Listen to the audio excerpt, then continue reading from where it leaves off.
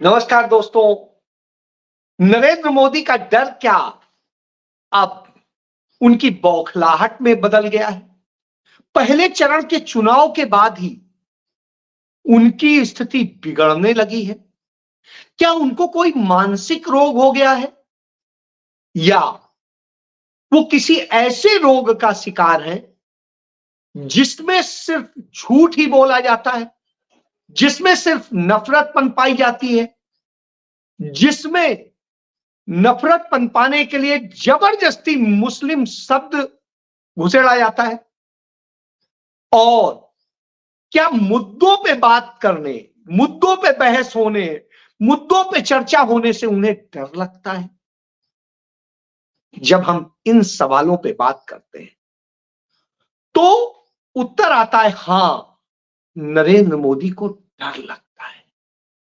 और पहले चरण के मतदान के बाद वो डर उनका कई गुना बढ़ गया है और दूसरे चरण के चुनाव में यह डर और बड़ी बौखलाहट में, पागलपन में बदल जाएगा। इस बात का भी अंदेशा प्रबल हो चला है।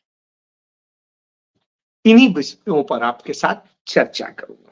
मेरे एक मित्र ने एक शब्द लिखे, फिर से उलझाता है सबको नफरत वाली बात में, दूसरे राउंड में ही लुच्चा आ गया औकात में।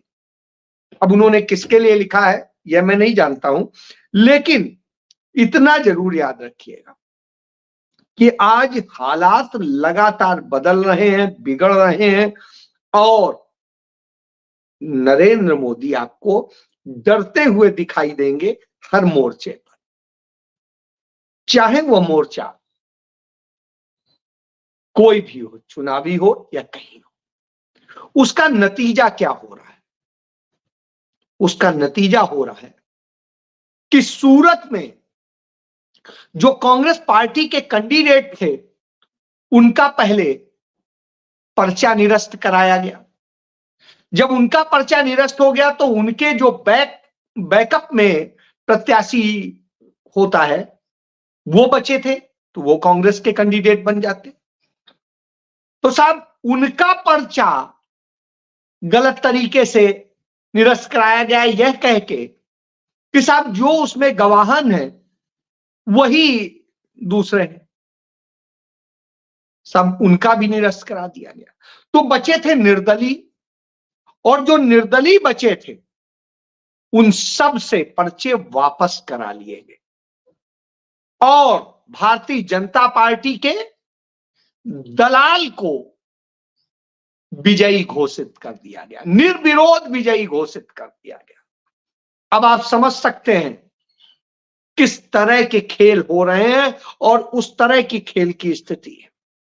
इससे आप समझ सकते हैं यह स्थिति यह है कि पाकिस्तान में भी जो नहीं हुआ था, वहां के निर्वाचन आयुक्त ने इस्तीफा दिया था और कहा था मुझे सड़े बाजार चौक पर खड़ा करके मार दिया जाए, मैंने इतना अपराध किया है।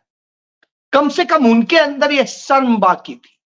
हमारे यहां तो शर्म सब खो ही चुके हैं, और जब सब बेशर्म हो चुके हो तो किसी से क्या कहेंगे। तो उस स्थिति में ये खेल होते हैं, और जब ये खेल होते हैं इससे आप समझ लीजिए जो 400 पार का नारा देते हैं वो असलियत में 150 सीट नहीं आ रहे हैं, इसलिए इस डर से यह काम कर रहे हैं। यह डर उनका दर्शाता है और इसी डर के कारण इस तरह की हरकतें की जाती हैं। और इसलिए नरेंद्र मोदी झूठ बोलने की जो बीमारी से ग्रसित है, मैथोमैनिया एक बीमारी होती है। इस बीमारी का जो शिकार होता है वो वास्तव में सच बोल ही नहीं सकता। जो भी बोलता है उसका कम से कम 90% वो झूठ बोलता है, और जब 90% झूठ बोलता है तो आप समझ सकते हैं कि क्या बोलेगा। और वो जब झूठ बोलता है तो उसके झूठ को समझने की जरूरत है। वो झूठ क्यों बोलता है? क्योंकि 400 पार का जब वो नारा देता है तो सबको याद आता है उसने जब गुजरात में नारा दिया था और वो गलत साबित हुआ था। तब आपको याद होगा 150 पार कहा था और आए थे 99। हरियाणा में 75 पार कहा था, आए थे 40। दिल्ली में कहा था 45 पार, आए 8। इसी तरीके से तमाम राज्यों में यह चीज हमने देखी। और जब यह सारी चीजें हमने देखी तो आप समझ सकते हैं कि क्या हालत होगी। और वही हमें देखने को मिल रही है, लगातार देखने को मिल रही है। इससे आप समझ सकते हैं कि किस तरीके से नरेंद्र मोदी और उनकी टीम ये खेल करती है। और जब ये खेल होते हैं तो निश्चित रूप से आता है कि आखिर कौन सा ये भारत बना रहे हैं और कैसा बना रहे हैं। इस भारत की बात करना बेहद जरूरी है, क्योंकि जिस तरह का इन्होंने भारत बनाया है वो नफरत का भारत, वह भारत जो हमारे देश को कहीं ना कहीं तबाह करने का काम करता है, वह भारत जो झूठ और मक्कारी से चलता है, वह भारत जो नफरत पनपाता है और उस नफरत के बूते सत्ता पाने की एक होड़ होती है। तो यह खेल चल रहा है और जब यह खेल चलते हैं निश्चित रूप से चिंता का विषय होता है। आज हम इन सारी स्थितियों को देख रहे हैं। क्यों? क्योंकि जब बात आती है कि आप मुद्दों पे बात कीजिए तो मुद्दे तो हैं नहीं, तो मुद्दे नहीं है। कहीं पर भी बात यह नहीं की जाती है कि हम कितना रोजगार देंगे। एक शब्द नहीं है जो नरेंद्र मोदी ने घोषणा पत्र जारी किया, उसमें कहीं रोजगार की बात नहीं है, कहीं महंगाई से निजात की बात नहीं है, कहीं आपके बच्चों की जो वैश्विक स्तर की शिक्षा है उसकी बात नहीं, कहीं सस्ती शिक्षा की बात नहीं, कहीं उन्हें हक देने की बात नहीं। तो बात किसकी होती है? बात होती है नफरत की, बात होती है और देशों। देना तो सीखा ही नहीं साहब। वो नरेंद्र मोदी हैं जो देना नहीं सीखते हैं, सिर्फ आपका छीनना सीखते हैं, लेना सीखते हैं। उदाहरण देता हूं, आप याद करिए 5 नवंबर 1962 चीन के साथ भारत का युद्ध चल रहा था और भारत उस समय आर्थिक रूप से मजबूत नहीं था, बुरी स्थितियां थी, नया नया देश आजाद हुआ था, चीजें की जा रही थी, देश के पास पैसा नहीं था, लोगों से आह्वान किया गया कि मदद करें और श्रीमती इंदिरा गांधी ने 5 नवंबर 1962 को अपने सारे गहने, अपना सब जितने जेवरात थे वो सेना के लिए दान दे दिए थे। वह दिन याद कीजिए। उस परिवार की बात कर रहा हूं, उन्होंने अपना मंगलसूत्र तक उसमें दे दिया था। वो इंदिरा गांधी होती थी। और आज लोग क्या हो गए? आज लोग सिर्फ लेना जानते हैं। मारुति कंपनी जब इंदिरा गांधी के बेटे संजय गांधी ने बनाई, उनकी अपनी निजी कंपनी थी, लेकिन जब बात आई तो उन्होंने देश को डोनेट कर दी, कंट्री को। उनके पिता पंडित जवाहरलाल नेहरू ने अपनी सारी पुश्तैनी संपत्ति इस देश को दान दे दी। उनके पिता मोतीलाल नेहरू जी ने जब देश में पहली बार स्वशासन प्रणाली सरकार बनाने की प्रक्रिया शुरू हुई, उसके लिए जमीन जायदाद चाहिए थी, तो दिल्ली के लुटियंस जोन की आज जितनी संपत्ति है उन्होंने दान दे दी। इसलिए कि देश बने, देश में लोकतंत्र आए, देश में स्वशासन आए, इसके लिए। तो आप समझिए वो परिवार था। और आज क्या हो रहा है? आज छीना जा रहा है। यह स्थिति है। आपका छीन करके चंद पूंजीपतियों को दे दिया जाता है। 22 पूंजीपतियों के पास में नरेंद्र मोदी शासन में इतनी संपत्ति हो गई है जितनी 70 करोड़ लोगों के पास। भारत के 70 करोड़ लोगों की जितनी संपत्ति है उतनी से 22 लोगों को सौंप दी गई। यह नरेंद्र मोदी ने किया है। इसलिए उन्हें कांग्रेस और राहुल गांधी से सख्त नफरत है। तो राजस्थान में भाषण दे रहे थे, दो बातें महत्वपूर्ण है जो उन्होंने कही। एक कहा कि कांग्रेस के मैनिफेस्टो में यह है कि सबका संपत्ति का सर्वे करा के सबकी संपत्ति जब्त कर ली जाएगी, महिलाओं के जेवर जब्त कर लिए जाएंगे और वो सब पूरे देश में समान रूप से बांट दिए जाएंगे। और इस समान रूप में उन मुसलमानों को नरेंद्र मोदी ने मुसलमानों को घुसपैठिया कहा, उन्हें और न जाने क्या क्या कहा और कहा उन्हें बांट दिया जाएगा। साहब, कांग्रेस के मैनिफेस्टो में कहीं यदि कोई व्यक्ति पूरा मैनिफेस्टो देख डालिए, एक भी जगह मुस्लिम शब्द का इस्तेमाल हुआ हो, तो मैं किसी और की बात नहीं करता हूं, अपनी बात करता हूं, मैं पत्रकारिता छोड़ दूंगा, कभी भी आपसे चर्चा नहीं करूंगा। उसमें कहीं दिखा दीजिए, शब्द भी नहीं है, लेकिन झूठ बोलना है तो कुछ भी बोलेंगे। दूसरी बात उन्होंने बोली कि डॉक्टर मनमोहन सिंह ने कहा था कि इस देश की संपत्तियों पर पहला हक मुसलमानों का है। इतना बड़ा झूठ, इससे बड़ा और झूठ नहीं हो सकता है। इसको लेकर के चंडीगढ़ से कांग्रेस पार्टी के कैंडिडेट हैं मनीष तिवारी, पूर्व सूचना एवं प्रसारण मंत्री हैं, उन्होंने उस समय में इस पूरा जो उनका भाषण तैयार हुआ था, वो भाषण इत्तेफाक से सूचना प्रसारण मंत्रालय के पास में उसकी कॉपी मौजूद थी। उन्होंने उस भाषण की कॉपी प्रस्तुत की और उसमें कहा कि साहब ये देखिए, और मनमोहन सिंह के उस भाषण का पूरा वास्तविक आकलन करते हुए कांग्रेस पार्टी ने अपने हैंडल पर वो किया कि साहब कैसे क्या किया गया। तो स्थिति यह है कि कांग्रेस ने वह बताया कि क्या कहा था।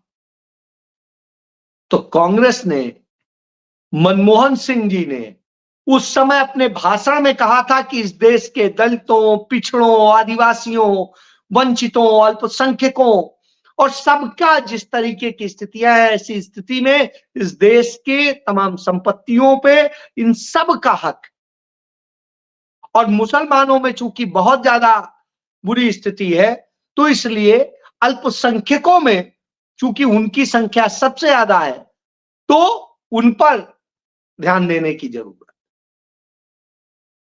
कहीं ये नहीं कहा था। तो हक, इस बात की बात हो रही थी, लेकिन नरेंद्र मोदी कुछ भी कहते हैं। अब कहते हैं हमारी बेटियों पर हमले हो रहे हैं, बाजारों में बम फूट रहे हैं, भजन कीर्तन सुनने पर भी हमले हो रहे हैं, सामान्य घटना। हुजूर, दुनिया आज जानती है कि बेटियों पर सबसे बड़ा हमला मणिपुर में हुआ और वो मणिपुर में हमला करने वाले भारतीय जनता पार्टी के लोग थे। बेटियों की नग्न परेड निकाली गई और न जाने क्या क्या हुआ। इसके बाद में नरेंद्र मोदी दूसरों सलाह देते हैं। सबसे ज्यादा रेप की घटनाएं, सबसे ज्यादा महिलाओं पर हिंसा की घटनाएं, सारी घटनाएं डबल इंजन की सरकारों में हुई, नरेंद्र मोदी की सरकार में हुई और महिलाएं सबसे ज्यादा रेप का शिकार हुई। और उन रेपिस्ट को संरक्षण देने का काम नरेंद्र मोदी ने किया। इसीलिए राहुल गांधी ने कहा कि तानाशाह की असली सूरत एक बार फिर देश के सामने आ गई है। जनता से अपना नेता चुनने का अधिकार छीन रही है। लेना बाबा साहब के, अंबेडकर के संविधान को खत्म करने की पूरी साजिश रच रही, उस दिशा में एक कदम और बढ़ा दिया है। मैं एक बार फिर कह रहा हूं कि यह सिर्फ सरकार बनाने चुनाव का चुनाव नहीं है, यह देश को बचाने का चुनाव है, संविधान की रक्षा का चुनाव है। इसलिए यह बात हर व्यक्ति को समझनी होगी। तो यह बात राहुल गांधी ने कही। यह उन सबूतों पे वो कह रहे हैं जो सबूत आज मौजूद है, जिनसे आपको यह पता चलेगा कि क्या स्थिति है।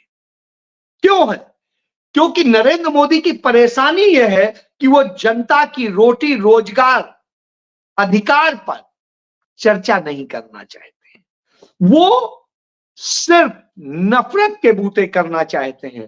तो आज स्थिति ये है कि जनता कह रही है रोजी रोटी दे न सके वह सरकार निकम्मी है, जो सरकार निकम्मी है वह सरकार बदलनी है। तो साहब यह बात अब जनता कह रही है, मैं नहीं कह रहा हूं। और इसीलिए आप सोचिए इस स्तर तक नरेंद्र मोदी और अमित शाह गिर जाते हैं कि प्रियंका गांधी अपनी बेटी से जो पढ़ रही है उस बेटी से मिलने चली जाती हैं, तो साहब उसकी भी जासूसी कराई जाती है। तो प्रियंका गांधी कहती हैं बताइए इसमें गलत क्या है, मेरी बेटी है, पढ़ रही है, मैं उधर आई हूं तो अपनी बेटी से क्या नहीं मिलूंगी? और क्या बेटी से मिलना गुनाह है? बेटी से मिलना गुनाह है जो पढ़ रही है, उसको आप किस तरह से? तो उन्होंने वही कहा कि नरेंद्र मोदी को, अमित शाह को बात करनी चाहिए रोजी रोजगार पे, बात करनी चाहिए लोगों को महंगाई से कैसे निजात दिलाई जाए, बात करनी चाहिए तमाम अन्य समस्याओं से। उन पर तो बात नहीं कर रहे हैं, वो मेरी जासूसी करा रहे हैं। और जासूसी कराने की उनकी पुरानी आदत है। पहले वो साहब की जासूसी कराया करते थे जब वो मुख्यमंत्री थे, तब महिलाओं की। इस बात का सबूत सुप्रीम कोर्ट में मौजूद है और अब यहां कर रहे हैं। तो इससे आप समझ सकते हैं कि क्या इनकी नीयत है और क्या नीति है। तो जासूसी करिए, अपने पूंजीपति मित्रों को सब कुछ दीजिए, लोकतंत्र में नंगा नाच कीजिए, लोकतंत्र को खत्म कीजिए। तो इससे क्या हुआ है कि पहले राउंड की जब वोटिंग हुई उसमें जिस तरीके से वोटिंग ट्रेंड आया, भाजपा हारती हुई दिखती है, वैसी स्थिति में साहब बौखलाहट बढ़ गई, क्योंकि दूसरा राउंड आ गया। बौखलाहट बढ़ गई है। जहां जहां कांग्रेस जा रही है, राहुल गांधी जा रहे हैं, मल्लिकार्जुन खड़गे जा रहे हैं, प्रियंका गांधी जा रही हैं, कांग्रेस के और तमाम नेता जा रहे हैं, अथाह लोगों का प्रेम आ रहा है, लोग चर्चा कर रहे हैं, जनता लड़ रही है। ऐसी स्थिति में सब ये होता है। तो इस बौखलाहट में वो महंगाई, रोजगार, भ्रष्टाचार के मुद्दों से भटकाने के लिए यह कर रहे हैं। इलेक्टोरल बॉन्ड के नाम पर जो घोटाले किए हैं उससे भटक रहे हैं।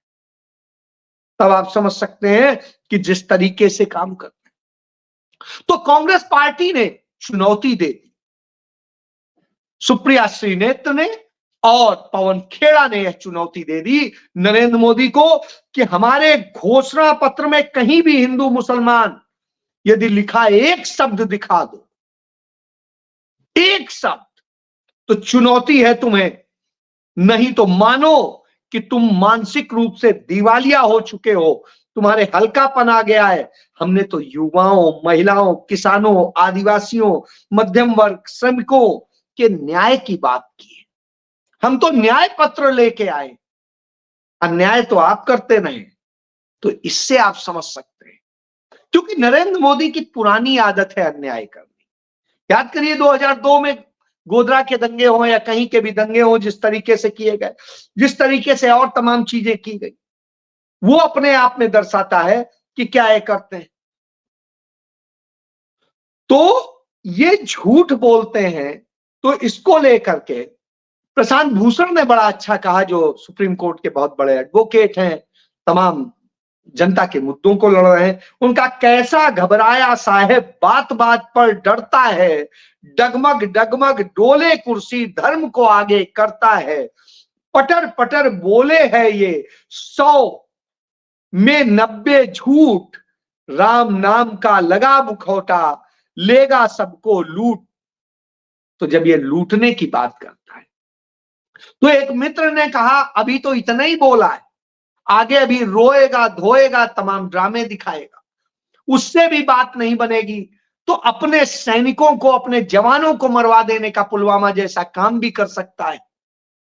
सर्जिकल स्ट्राइक के नाम के तमाम ड्रामे दिखाते हुए कुछ इस तरह के भी ड्रामे कर सकता है जिसमें कौआ मार आया था पीछे। तो आप यह समझ लीजिए कि इस देश में लोकतंत्र को खत्म करने के लिए चुनाव आयोग से लेके, इलेक्टोरल बॉन्ड से लेके, तमाम पूंजीपतियों से लेके, तमाम झूठ मक्कारी सब चीजों को लेकर के जुटा हुआ है। लेकिन दूसरी तरफ एक सच्चा संत खड़ा है जो लड़ने को तैयार है, लड़ रहा है, उसका नाम है राहुल गांधी। तो राहुल गांधी लगातार सच की आवाज बुलंद कर रहे हैं, गांधी नेहरू के सपनों का भारत बनाने के लिए, और नरेंद्र मोदी संघ का वह नफरती भारत बनाने के लिए काम कर रहे हैं, और इस देश के लोगों को बर्बाद करके उन्हें गुलाम बना के रखने का काम कर रहे हैं। फैसला आपको करना है कि आपको किसके साथ जाना है। उस सच्चे भारत में जहां सबको रोजगार मिले, सबको महंगाई से निजात मिले, गरीब गुरबे पिछड़ों वंचितों को, दलितों को, आदिवासियों को, अल्पसंख्यकों को उनके हक मिले, इंसाफ मिले, या अन्याय करने वालों के साथ आपको खड़ा। फैसला आपका। जय